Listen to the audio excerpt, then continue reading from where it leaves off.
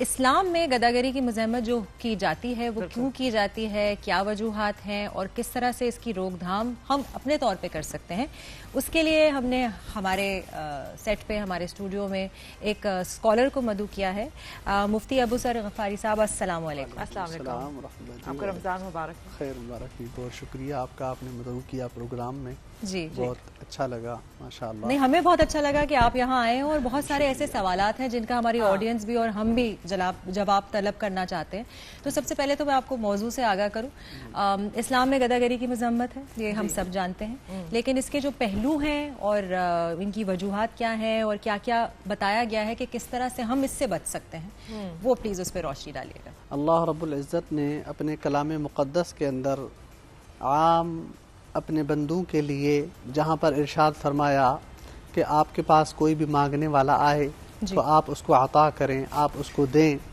اور اب اس آیت کی روشنی میں ہم دیکھتے ہیں کہ مانگنے والے آج کل نکل آئے ہیں، تو دینا تو اچھی بات ہے، اور الید العلیٰ خیر من الید السفلیٰ، اوپر والا ہاتھ یہ افضل ہے نیچے والے ہاتھ سے، یعنی دینے والا وہ لینے والے سے افضل ہے۔ تو ہمیں دینے والا بننا چاہیے بجائے اس کے کہ ہم لینے والے بنیں۔ تو آج کل ماشاءاللہ رمضان المبارک کا مہینہ چل رہا ہے، ہمارے جتنے بھی مسلمان بھائی بہنیں ہیں وہ زکوٰۃ کی مد میں، خیرات کی مد میں یا صدقات کی مد میں وہ دیتے ہیں، غریبوں کی مدد کرتے ہیں۔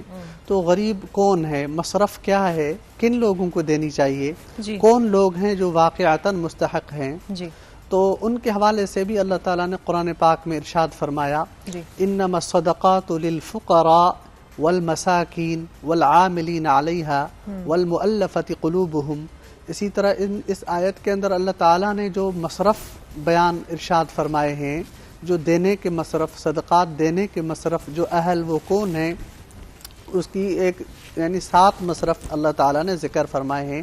ان میں جو ہے والعاملین علیہا، جو زکوٰۃ وصول کرنے والے، آج وہ بھی نہیں ہے۔ اسی طرح کافی چیزیں الحمدللہ آج کل وہ نہیں ہے مصرف، آج صرف اور صرف جو مساکین ہیں، جو مستحق ہے، یعنی جن کے اوپر زکوٰۃ فرض ہوتی ہے، اور جو زکوٰۃ لینے کے اہل ہیں، جن کو زکوٰۃ دینا جو دے سکتے ہیں، جو زکوٰۃ کے مستحق ہیں، انہی کو ہم ترجیح دیں، انہی لوگوں کو ہم ترجیح دیں۔ اور آج کل بہت زیادہ بڑھ چکے ہیں، چونکہ لینے والے ہم مساجد میں دیکھتے ہیں، تو مساجد کے اندر بھی ایک شخص آتا ہے اور کھڑے ہو کر اپنے آپ سے ہی اعلان کرنے لگ جاتا ہے کہ مجھے دیں، مجھے یہ پریشانی ہے۔ تو حدیث میں اس کی ممانعت آتی ہے شریعت میں کہ کوئی بھی خود جو اعلان کرے کہ مجھے دیں، اس کو تو نہیں دینا چاہیے۔ جو مانگے، آج گلی محلوں کے اندر مانگنے والے آ جاتے ہیں، بڑے بڑے اعلانات کرتے ہیں، تو ان کو نہیں دینا چاہیے، وہ پتہ نہیں مستحق ہیں یا نہیں۔ اور آج کل تو ایک سروے بھی آئی ہے کہ باقاعدہ ان کی ٹیمز ہوتی ہیں اور مانگنے والوں کی، اور باقاعدہ یہ روڈوں پہ، چوکوں چوراہوں پہ یہ جو ہے مانگ رہے ہوتے ہیں، تو ان کو نہیں دینا چاہیے، بلکہ آپ اب دینے کے جو واقعی مستحق ہیں وہ کون ہیں، ہر شخص اپنے ارد گرد نظر کرے، ہر شخص اپنے گلی محلے میں دیکھے کہ میرے گلی محلے میں، میرے پڑوس میں کون مستحق ہے، جو سفید پوش بھی ہوتے ہیں لیکن وہ مانگتے نہیں ہیں، واقعتاً وہ مستحق ہوتے ہیں، ان کے گھر میں کھانے کو نہیں ہوتا اور دیگر ضروریات ان کو ہوتی ہیں، تو ان کو دینا زیادہ بہتر ہے۔ بالکل جی میں یہی کہنا چاہوں گی کہ خود کما کر اپنے اوپر خرچ کرنا، اپنے بچوں پہ خرچ کرنا، یہ کتنا ضروری ہے، یہ اور اس کے بارے میں کیا کہا گیا ہے؟ انبیاء علیہم الصلاۃ جو جتنے بھی تقریباً گزرے ہیں، تمام کے تمام ہی اپنی محنت کیا کرتے تھے۔ محنت میں عظمت ہے، اپنا خود کما کر کھانا یہ صدقہ ہے، اس کو افضل قرار دیا گیا ہے۔ جتنے بھی انبیاء گزرے ہیں تمام کے تمام خود محنت کیا کرتے تھے، خود مزدوریاں کیا کرتے تھے۔ حضرت یونس علیہ السلام، حضرت موسیٰ علیہ السلام، اسی طرح ہمارے پیارے پیغمبر آقائے نامدار حضور سرور کونین صلی اللہ علیہ وسلم خود کام کیا کرتے، تجارت کیا کرتے تھے، محنت کیا کرتے تھے۔ اما خدیجۃ الکبریٰ، ان کا مال شادی سے پہلے آپ صلی اللہ علیہ وسلم شام ملک لے جا رہے ہیں، تجارت کی غرض سے لے جا رہے ہیں۔ تو انبیاء علیہم السلام سارے تجارت کیا کرتے تھے، خود کمایا کرتے تھے، اور جس کے اندر خود کما کر کھانے کی استطاعت موجود ہے اس کا لینا بھی جائز نہیں ہے. ہاں جو بالکل غریب ہو، مستحق ہو، کوئی معذور ہے اور ان کو دے سکتے ہیں. اور اس میں ہم صحابہ اکرام ہمارے لیے رول ماڈل ہیں، وہ آئیڈیل ہیں. صحابہ اکرام کی ہم زندگی کے اوپر جب نظر ڈالتے ہیں، تمام صحابہ اکرام وہ خود محنت کیا کرتے تھے. جب مکہ سے ہجرت کر کے صحابہ اکرام مدینہ طیبہ تشریف لائے، حضرت عبد الرحمن ابن عوف کا ایک واقعہ ہے. آپ صلی اللہ علیہ وسلم نے جو مواخات قائم فرمائی، ایک انصاری صحابی کو ایک مہاجر صحابی کے ساتھ بھائی بنایا، تو اس میں حضرت عبد الرحمن ابن عوف کو بھی ایک صحابی کا بھائی آپ صلی اللہ علیہ وسلم نے بنا دیا تھا. تو حضرت عبد الرحمن ابن عوف اس صحابی کے ساتھ رہتے تھے. صبح ہوئی، حضرت عبد الرحمن ابن عوف نے فرمایا مجھے بازار کا راستہ دکھائیں، بازار جانا ہے میں نے. تو صحابی نے کہا اللہ کے نبی نے آپ کو میرا بھائی بنایا تو میں کماؤں گا، آپ کھائیں گے. حضرت عبد الرحمن ابن عوف نے فرمایا نہیں، میں خود محنت کرنا چاہتا ہوں، میں خود بزنس کرنا چاہتا ہوں، میں خود کاروبار کرنا چاہتا ہوں، میں خود کماؤں گا، آپ مجھے گائیڈ کریں بازار کس طرف ہے. کپڑے اٹھائے اور بازار کی طرف چل دیے. اور وہی حضرت عبد الرحمن ابن عوف جب اس دنیا سے رخصت ہوئے، انہوں نے اتنی میراث چھوڑی، اتنا ترکہ چھوڑا اپنے پیچھے. کتابوں میں لکھا ہے کہ ان کی جو میراث تقسیم کرنے والے جو تھے 40 دن تک وہ میراث ان کی تقسیم کرتے رہے، ہاتھوں میں چھالے پڑ گئے لیکن ان کی میراث ختم نہ ہوئی. اتنا اللہ نے ان کو دیا. تو بزنس کرنا چاہیے. ہماری قوم، مسلمان قوم، ان کو اللہ تعالیٰ جو ہے عروج بخشے اور ترقی پذیر ہوں، دینے والے ہم بنے بجائے اس کے کہ ہم لینے والے. اچھا، قانونی طور پر اگر اس طرح کے لوگ یہ کرتے ہیں کہ جو مستحقین نہیں ہوتے اور وہ مانگنے کھڑے ہوتے ہیں اور وہ کسی اور کا حق بھی مار رہے ہیں یہ کر کے، تو قانونی طور پہ اسلام نے کوئی ایسے ارکان رکھے ہیں کہ ان کے خلاف یہ کیا جا سکتا ہے؟ اور کیا بھیک مانگنا گناہ ہے؟ ہاں جی، بھیک مانگنا گناہ ہے اور بھیک نہیں مانگنی چاہیے.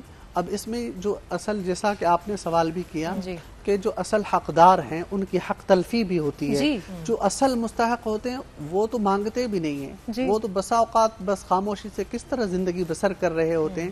اکثر لوگ بھیک مانگنے والے وہ پیسے والے بن جاتے ہیں. اور قانوناً بھی منع ہے، دین میں بھی اس کی منع آئی ہے اور اس کو حرام قرار دیا گیا ہے. بھیک مانگنا غلط ہے. ہاں یہ کہ اپنی ضرورت خود پیش نہ کرے بلکہ ائمہ مساجد سے کہی جائے، امام حضرات سے کہتے ہیں عموماً لوگ، ان کی اجازت سے جو ہے اگر کوئی کھڑا ہوتا ہے. جس طرح حضور صلی اللہ علیہ وسلم کے زمانے میں آپ صلی اللہ علیہ وسلم کے پاس کوئی سائل آتا تھا، آپ صلی اللہ علیہ وسلم خود ترغیب دیا کرتے تھے کہ یہ مستحق ہے، اس کی آپ مدد کریں، اس کی مدد کریں. اس طرح ہمارے جو ائمہ مساجد ہیں تو ان کے پاس جانا چاہیے. ان کو عموماً ہر نمازی کا پتہ ہوتا ہے کہ اس نمازی کا کیا حال ہے، اس کے گھر کے کیا حالات ہیں. ہمارے لیے بہترین ایک جگہ جو ہے سرکل جو مستحقین کو ڈھونڈنے کی وہ مساجد ہیں. تو ہم اپنے پڑوس میں دیکھیں، ان میں نظر دوڑائیں. تو اسلام نے بھی منع فرمایا ہے، قانون میں بھی منع ہے بھیک مانگنا. یہ بہت بڑا جرم ہے. اور بھیک مانگنا نا، ہم لوگ اکثر، میں منشا آپ تمہارے ساتھ بھی یہ شیئر کروں گی کہ ہم سمجھتے ہیں کہ جو بھیک مانگنا ہے وہ صرف وہ سڑکوں پہ جو فقیر ہے وہ بھیک مانگ رہے ہیں. لیکن بعض اوقات ایسا ہے کہ ہم جہاں کام کرتے ہیں، جیسے میں اور آپ ایک نوکری کر رہے ہیں، بالکل، سو اس نوکری کے عوض میں ہمیں تنخواہ مل رہی ہے، ٹھیک ہے. اگر ہم اس سے بڑھ کر کوئی ڈیمانڈ کریں تو کیا وہ بھی مانگنے کے زمرے میں آتی ہے بات؟ اب ایک مانگنا تو وہ ہے جیسے ایک دوست اپنے دوست سے حجت کے اندر کہتا ہے، وہ بلا تکلف ہو کے کہیں چائے پینے جا رہے ہیں، یار پیسے آپ دے دو. کھانا کھانے جا رہے ہیں کسی پارٹی میں تو ایک فرینڈ شپ میں، اس میں دوستی میں کہا جاتا ہے بلا تکلف، وہ جائز، اس میں ممانعت نہیں ہے، وہ کر سکتے ہیں کیونکہ وہ آپ لوٹا بھی سکتے ہیں. اور جو آپ نے سوال کیا، ملازمین ہیں، کہیں ورکرز کسی کمپنی میں جاب کر رہے ہیں تو وہ اب مانگ رہے ہیں اپنی، وہ ان کو جائز ہے، وہ اپنی تنخواہ کی مد میں اب کہہ سکتے ہیں کہ میری تنخواہ بڑھائی جائے یا مجھے اس مہینے تھوڑے میرے اخراجات بڑھ گئے ہیں، وہ کر سکتے ہیں. تو یہ ایک اچھی بات ہے. اور رمضان المبارک کے اندر ان ورکرز کا بھی خیال رکھا جائے، ان کے لیے بھی آسانی کی جائے، اور تاکہ جو اصل کام کرنے والے ہیں، جو محنت کر رہے ہیں، رزق حلال کی کوشش کر رہے ہیں، ان کی حوصلہ افزائی ہو، ان کو دیا جانا چاہیے. جی بالکل. رزق حلال کی بھی بہت اہمیت ہے. اور رزق حلال سے مراد یہی ہے کہ جب آپ محنت کر کے اپنی روزی کماتے ہو. سو مجھے یہ بتائیے کہ یہ جو اتنا दुनिया भर में अभी अफरा तफरी फैली हुई है मुफ्ती साहब, कि हमें जो है स्पेशली पाकिस्तानियों के लिए बहुत बड़ा मसला बन गया है कि दूसरे ममालिक जो हैं वो अब बंद करें हमारे वीज़ाज, बिकॉज हमारे यहाँ से लोग जाकर वहाँ पर भी इसी किस्म के कामों में मुलव्वस हैं।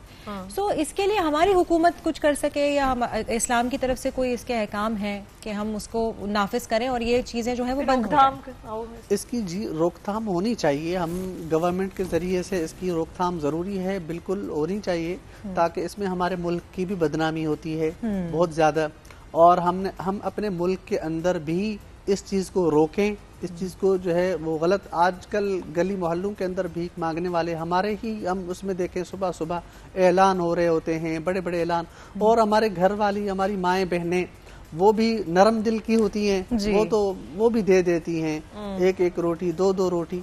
तो बजाय इसके हम वो अपने असल मुस्तहकीन तक पहुंचाएं, उनको देनी चाहिए। और जैसा आपने कहा कि जो गवर्नमेंट है वो भी इसको रोकथाम के लिए जो कोशिश करे। हमारे पाकिस्तान की बदनामी होती है तो पाकिस्तान वतन अजीज की हिफाजत हो, और इसमें ऐसे लोग पैदा हों जो बाहर जाकर हमारा नाम रोशन करें, तो इनकी रोकथाम भी जरूरी है, वरना ये गैंग इस तरह के बढ़ते जाएंगे पाकिस्तान के अंदर भी और बाहर दुनिया में भी, ये मुसलमानों की हमारी बदनामी होगी। जी। अच्छा, अक्सर जो मांगने वाले होते हैं वो अल्लाह का नाम लेके ही आपसे मांग रहे होते हैं, वो कह रहे होते हैं कि आपको आपके लिए दुआ कर रहे होते हैं, तो इससे इंसान जो है एक फन है, ये एक मांगने का तरीका है।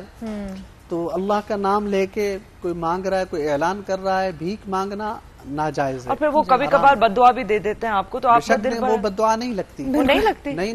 मेरा पता क्या जवाब होता है मुफ्ती साहब, मेरे साथ अक्सर औकात इस तरह होता है, मेरा ये कहना ये है, मेरा करना ये है कि मैं जो है वो खाने पीने की अशिया रखती हूँ। कोई मांगने के लिए आता है तो मैं उसको खाने पीने की अशिया ही ऑफर करती हूँ, कि मुझे नहीं पता उसने आगे जाकर क्या किस चीज के लिए इस्तेमाल करने हैं वो पैसे। तो अक्सर औकात जो है वो बोलते हैं अल्लाह करे तेरे साथ ये हो, अल्लाह करे, तो मैं यही कहती हूँ, मैंने कहा अगर आपकी दुआओं में इतना असर होता तो आप इस जगह नहीं होते, तो आपकी जी असल में अपने लिए दुआ करनी चाहिए। और इसमें असल जो हकदार हैं उनकी हक तलफी होती है। सड़कों पे मांगने वाले, गाड़ी हम किसी सिग्नल पे खड़े वहीं आ रहे होते हैं, उनको हम दे देते हैं। असल जो मुस्तहक हैं, जिनको असल हक है, हमारे पड़ोस में हमारे रिश्तेदार, हमारे अपने, उनको हम भुला देते हैं, उनकी हम कदर करें। बाकी ऐसे लोग जो बद्दुआ भी देते हैं, अगर कोई नहीं देता तो उनकी बद्दुआओं से डरने की कोई जरूरत नहीं है। शुक्रिया। और थैंक यू मुफ्ती साहब, आपका बहुत बहुत शुक्रिया, आप आए और आपने इतनी अच्छी तरीके से हमें समझाया और ये बात भी बताई कि ऐसे लोगों की बद्दुआ नहीं लगती, जो कि जो आप अगर डर रहे हैं ना, किसी ने आपसे ये कहा। लेकिन हम ये चाहते हैं कि आप एक छोटी सी ब्रेक लें, ब्रेक से वापस आएंगे। मुफ्ती साहब का शुक्रिया। आप देख रहे हैं जहान-ए-रमजान।